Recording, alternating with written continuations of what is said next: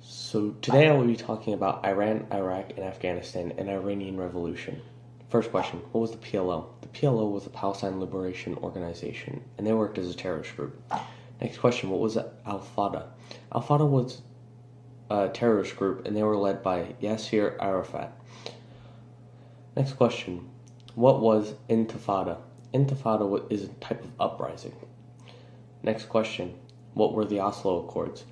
The Israel people and the PLO agreed that the Palestinians would create a semi-independent territory and that the PLO would renounce terrorism. Number 37. Why has Islam grown? Islam has grown because many people believe that Islamic people built pure societies. Number 38. Who was the leader of Iran? The leader of Iran was Reza Shah Pahlavi.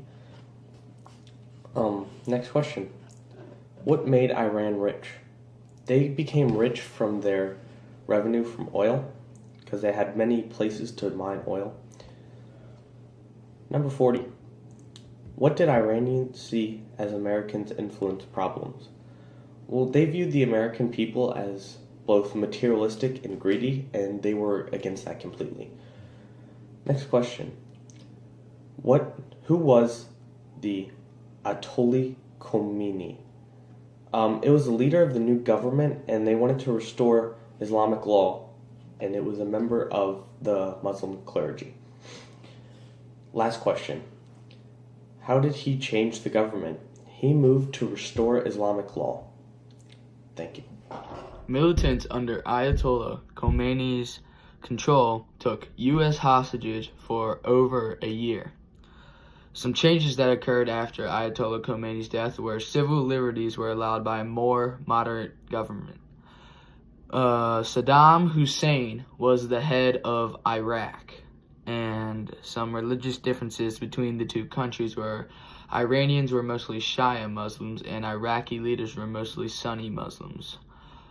The Strait of Hormuz was important because it connected the Persian Gulf and the Gulf of Oman. And some uses for children for the war was that they were used to clear minefields. And some methods that Saddam Hussein used in the war was that he used poison gas against soldiers and civilians on the opposing side. Iraq decided to invade Kuwait for its loads of oil, and the U.S. fought internationally with forces to stop them from invading Kuwait. So the results of the war is that Iraqi forces fled, and that the U.S. hoped for a revolution to overthrow Saddam Hussein. And after World War II, Afghanistan looked toward the Soviet Union for economic help. Soviets invaded Afghanistan and occupied them for 10 years. The Mujahideen were anti-communist Islamic forces, and they were supported by the U.S. and Pakistan. The Taliban seized the capital of Kabul and controlled 2/3 of the country. They then laid the grounds for Osama bin Laden, who founded Al-Qaeda, and Al-Qaeda was a group of Muslims that were created to drive Westerners out. Islamic fundamentalism is the practice of replacing foreign culture with Islamic forms. The extremists wanted to remove all Western influence.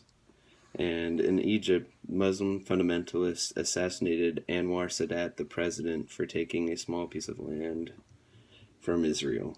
Before the 1970s, women's roles were going up and having a more influential role in society.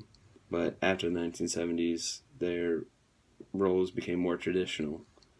And Naguib Mahfouz wrote the Cairo Trilogy and was awarded the Nobel Prize in Literature in 1988, where he was the first Arabic writer to win it.